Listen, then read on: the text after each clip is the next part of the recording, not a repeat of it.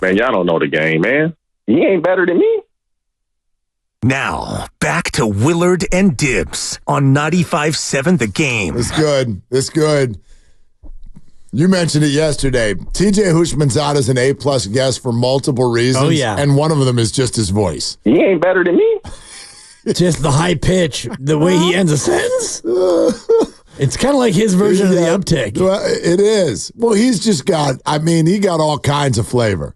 There's so much depth to him and what he's saying and all of that. And it's one of the things, and I've told him this. I love him as a broadcaster. You want to talk about somebody who's laying in the weeds right now? Because he does do some things. Yeah. That's how I met TJ. We did it. We did a 6-month run together at Fox Sports Radio. Come on, Grandy. Anyway, thank you. He does it. I think he could do it at an incredibly high level.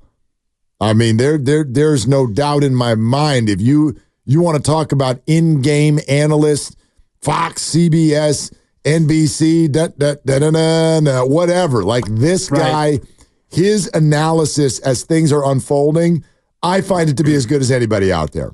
And he's doing it, but he doesn't do a ton of it. Maybe he doesn't want to. I don't know. But he's really good. And he just so happens to also be Brandon Aiyuk's personal coach and played the position. So we'll play a little bit of it for you. It's really, really good. But let's go to the phones first. Dave in Fresno. Hey, you're on Willard and Dibs. What's up, Dave?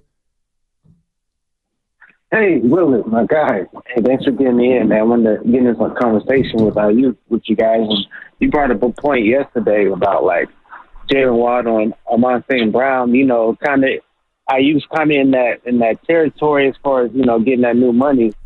I kind of want to push back a little bit on that because I think both those players, when they came into the NFL, they kind of hit the ground running. I think Waddle had 1,000 years each of the years in the NFL. Amon St. Brown, 100 catches every year, pretty much. So Aiyuk had a really good year last year, and does he deserve a raise? Absolutely. But I think $30 million is a lot to pay somebody off one really good season. Now he's been progressing. I will agree with that. But I think the bigger thing is not really an Aiyuk problem; it's more an NFL problem. I think these contract situations are getting kind of out of whack. You got Jared Goff making more, I think, than Patrick Mahomes and Josh Allen. So it's like, I get it. It's when you sign, how you gauge the contract. But if that's what we're doing, then it doesn't really make sense. Are we going to pay you for how good you are or because it's your turn to sign? So Aiyuk, I get it. You see the market is $30 million, but, when you make a big purchase in life, you got to look at everything. You don't just do it just because, one really good season. You got to step back and look hey, he may have money, a whole bunch of another good season. He may really well do that. But, right now, I don't feel comfortable giving that money, not off of one really good season. So I would say let him play one more season. If we get another good Aiyuk season, then we can, I feel more comfortable making that purchase. Okay. But not after one really good season. I'm gonna buy the word that you're using about really good season, but you gave Jalen Waddle credit for 1,000-yard seasons, and one of them was 1,015, and one of them was 1,014, which is interesting because last year, not the big year for Aiyuk, the year before that, exact same yardage, 1,015. He's had back-to-back 1,000-yard seasons. He has been the 49ers target leader 2 years in a row. So why does he not get credit for that, Dave? I'll answer that, and I know you guys got other stuff to get to, so I'll be quick. I'll say this. I think Jalen Waddle, I think he brings another kind of element with that speed, where speed doesn't grow on trees. So I think they're kind of, investing in that. And then with Aiyuk, if you're playing the Niners, I ask you, Willard, I'm going to ask you this. Y'all can let me go. If you're playing the Niners, who are you game planning for? Christian McCaffrey. You can just throw Christian McCaffrey. You playing the Dolphins. Of course, you're gonna game plan for Tyreek Hill. I think the next one in line. Yeah, the next one in line will be Jalen Waddle. With the Niners, I don't know who's the next in line. It can be Trent Williams. I don't know if you. It can be Kittle. It can be Debo. It can be numerous of guys. So I'm just saying, there's a lot of factors on the Niners. That's why you got to be easy. You got to be critical, he's going to pay $30 million to somebody who ain't the main focus. Okay, Dave, let's talk. Dave, that was kind of my point yesterday. It's a good call. Let's talk it out. First of all, I don't think you ever game plan for a left tackle. Right. But there's two ways to look at this. Those are all fair points that Dave is making. But there's two ways to look at it. When we go, boy, but this is the Niners. They've got a bunch of good players. First of all, that's not Brandon's fault. No, so it's not. You don't get it's the reality of the situation, though. But sorry, then he's going to end up on a different team. Like if your argument is too many good players, then what we all know is going to happen eventually is going to happen right now. If you can't keep all your good players, then just go ahead and don't keep all your good players. That's where we're heading. And if Brandon is the one that you want to pick to move on from, knock yourself out. That's not the one I would pick. But why can't I argue this? If you say, hey, you're game planning for the Niners, where do you start? Christian McCaffrey. Fine. What's next? Well, Debo or Brandon or George or all of that. Well, in that bucket of amazingness, Brandon has found a way to stand out 2 years in a row. Right. With 2,000-plus yard seasons and be the target leader both times. I don't think that makes him less special. I think it makes him more special. That's just my opinion. For me, it makes him as special, and I would argue that a lot of the reason why he gets so many targets is because you can't double everyone. You can't double anybody. So he gets a lot more one-on-one because you've got to worry about Kittle, and you got to worry about Debo, and you certainly have to worry about CMC. So from a defensive standpoint, and you're going up against the Niners, you're right. You're not game planning against any one guy. You're game planning against Kyle Shanahan, and you're game planning against what he likes to do, which is a whole lot of movement. It's motions. It's different formations. It's 21 personnel, and you got the two wide receivers, and Aiyuk is going to run every route under the sun. So you really can't game plan for any one thing. Like when you're going up against Tyreek Hill, you know that there are certain routes he likes to run. There are certain places where he likes to get the football. And you can look at Miami and go, all right, we're going to try to take away Tyreek Hill. We're going to double team him. Doesn't seem to be working. No, it doesn't, because he's so unbelievably fast, and they're able to get him the ball in a number of different ways. And once he has the ball, he's able to beat you with his legs. I would argue if you double team Tyreek Hill, Jalen Waddle is going to have an absolutely monstrous year this year. I'd also argue, only because TJ specifically told us yesterday, this argument about everybody, all the other good receivers in the league get double teamed and Brandon doesn't. He goes, this is just false. Like double teams in the league don't happen very often. Man, y'all don't know the game, man. What he was describing was, the very nature of a double team just means you have a safety over the top. Right. You don't have two guys lined up against a wide receiver, and they're both just going to cover him from the snap. And the safety over the top is happening to Brandon all the time as well, at least commensurate with other good receivers in the league. So we've heard that argument a lot. I don't know really where it came from. Some people ran with the idea of, well, the Niners have a lot of good players, so you can't cover Brandon the same way you cover A.J. Brown. Yeah, you can. What are we talking about? The Eagles don't have other good players? The Dolphins don't have other good players? What are we talking about? Right. The really good teams have really good players. Yes. Like the Rams have two of the best receivers in football. Good God. Double team Cooper Kupp, and Puka might go for 2 Gs exactly next year if you just put these guys in one-on-one. Brandon, look, here's the bottom line. No matter how you want to cut your apple, Brandon Aiyuk is a top 10 receiver in this game. He is. You're not going to find an argument that says he's not. Not in numbers, not in eye test, not in advanced analytics. You're going to have a hard time finding it. So if that's your opinion, that Brandon is overrated, if the Niners feel that, then they should leave. They should just leave. I don't even know where this stress is coming from. If he's not that good, then he's totally replaceable. But he is that good, in my opinion. You know, your guy, someone we've been thinking about getting on the show here sometime soon, because I think he's really good on the air and he knows a lot. He's a former agent in the NFL, Joel Corey. He wrote about Brandon Aiyuk. You want to know what he called Jalen Waddle's contract? Brandon's floor. That's what he called it. He used to do this for a living. Now, again, this ends up for me being my source of optimism for the 49ers as a fan of both the team and Brandon Aiyuk. My optimism falls here. TJ Houshmandzadeh says directly to us, he'll take the Amon-Ra deal. He would take that right now, which tells me he's not going to get it. But if Joel Corey's also writing, well, Jalen Waddle, that's Brandon's floor. Well, Jalen Waddle's at 28.25. Yep. And Amon-Ra is essentially at 30. Well, that makes this a rather easy negotiation then, doesn't it? If Joel Corey was the president of football operations with the Niners, then yes. Correct. But he's not. No, he's not. No, he's not. But the problem for the 49ers is I believe that Joel is right. He's right. Well, there's no right and wrong. There's only where the contract winds up. He is, by metrics, by numbers, by, I think, all accounts, he is a higher valued player than Jalen Waddle. Waddle's fantastic, but you can't have the argument of, well, Brandon's good because you can't double team him. And then come on the other side and be like, but Jalen Waddle's amazing. He's playing next to Tyreek Hill. Right. With a lesser quarterback. They're playing next to Tyreek Hill. Yeah. So Tua, who's not as good of a quarterback as Brock Purdy. Well, that's also an opinion. I think those two guys their contracts are going to be comparable. Well, and it's also an opinion that, Brandon Aiyuk's floor should be Jalen Waddle because, the things that I'm hearing is that the 49ers don't think that that's the floor for where the contract should land, and it might even be a couple $1 million a year lower than that.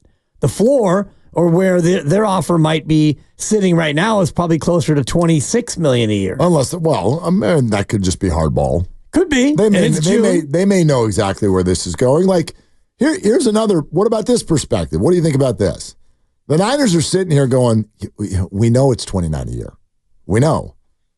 But if we offer $29 a year right now, he's going to try to get 31. Exactly, at least. So it's June. No, Brandon. 26, last offer. Hey, Mike Silver, tweet out that if Brandon doesn't take our best offer, then a trade is still on the table. It's June 7th. Right. But privately, they're like, of course it's 29. Of course it's 20, or even if it's 28 which is where Jalen Waddle is. Exactly. We know this, but we're not going to offer to him now. No, we're going to stay at 26 so that we have in our hip pocket to make it look like we're coming up to 28.5 on August 15th. And 28.5 would be fifth in the league in average annual value. I still would vote that that's the way this is going to go. That's still my guess on how this is going to go. That is the most logical way for this to go because think about it in terms of all parties.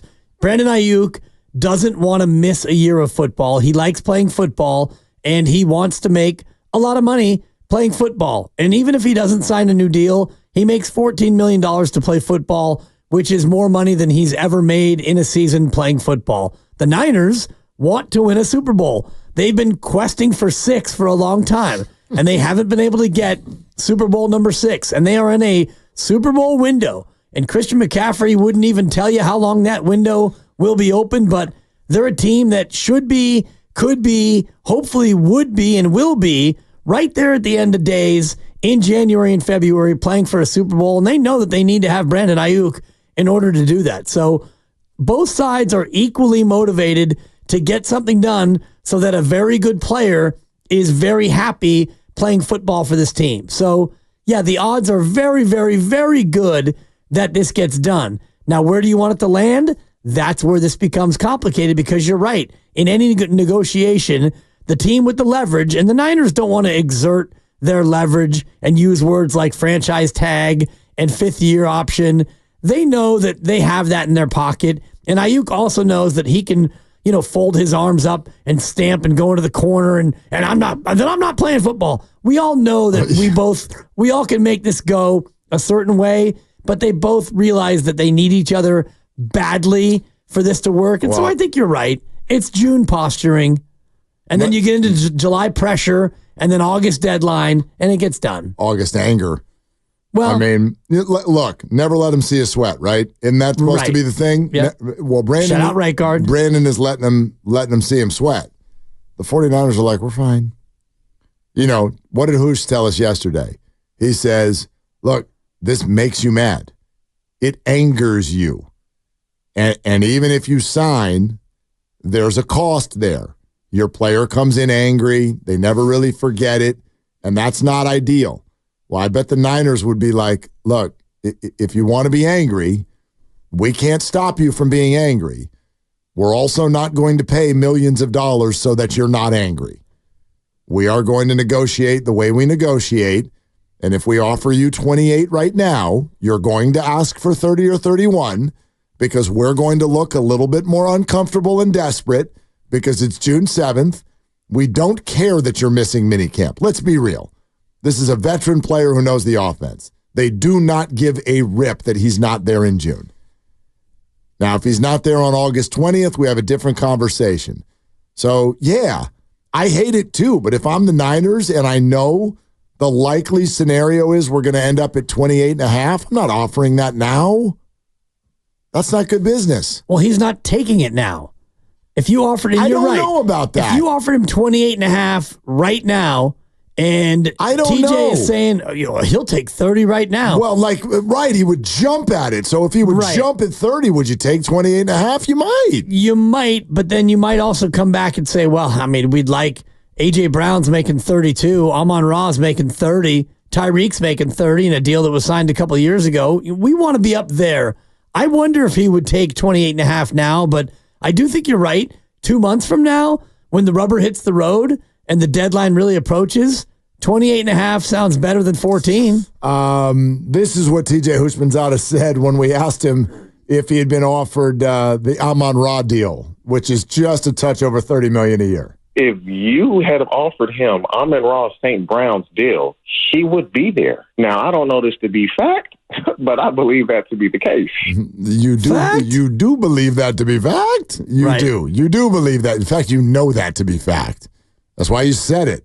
Bob in the city here on Willard and Dibs. Hey, Bob, what are you doing? Hey, nice show, guys. Just enjoying you guys conversing back and forth there. I just feel like if Purdy finds him in the back of the end zone, we won't even have this conversation. It's a good They point. paid him, right? Because we'd be champs and everybody be happy. And I really miss Eddie D, man. I'm telling you, because he used to promote from within. I mean, Aiyuk is a homegrown guy as far as the system goes. And so why not reward him? Well, I mean, what are you waiting for? But Bob, what do you like? I think we just, in my opinion, we just explained what you're waiting for. They're trying to not do this at Brandon's price. They're trying to do it at their price. Wouldn't you argue that this regime for the 49ers promotes from within as well? They have largely, outside of DeForest Buckner, taken care of their guys. Well, that's true. Yeah, and they should have kept DeForest. We know that. I mean, but, I was on hold for a while, so I basically forgot that point. well, we'll try to get to you quicker next time then, Bob. Thank you very much. Guys. Well, he brings it, Bob, thank you. He brings up an interesting point. I don't think necessarily if they find BA in the end zone in the Super Bowl, that means the contract's already happened. I do think the public talks about Brandon Aiyuk differently. I do. Because there's a handful of you out there that we've heard from that seem to think that the Super Bowl showed that Brandon's actually not that good. Well, the playoffs, he had 4 catches in each of the 3 games. Yeah. I mean, that's what people are saying. I could argue one of them was one of the most memorable and important plays in this regime's history. Yeah. The one against Aiyuk Detroit. fluke. Yes. Yeah. And again, and TJ mentioned this yesterday too, like that guy was open in the Super Bowl a lot. Yeah. A couple times significantly. You cannot put it on Brandon Aiyuk that dudes missed blocks and Brock couldn't get the throw off. And that's what happened on a couple of very, very key plays, including the one down by the end zone that led to a field goal in overtime. Yeah. It's because many of you don't understand football. That's what TJ was saying. So, which is the one? Man, y'all don't know the game, man. Thank you. Y'all don't know the game, man. Let's go to Joel in Berkeley. Hi, Joel. What are you doing? Hey, man, plumbing. But I just think it's odd.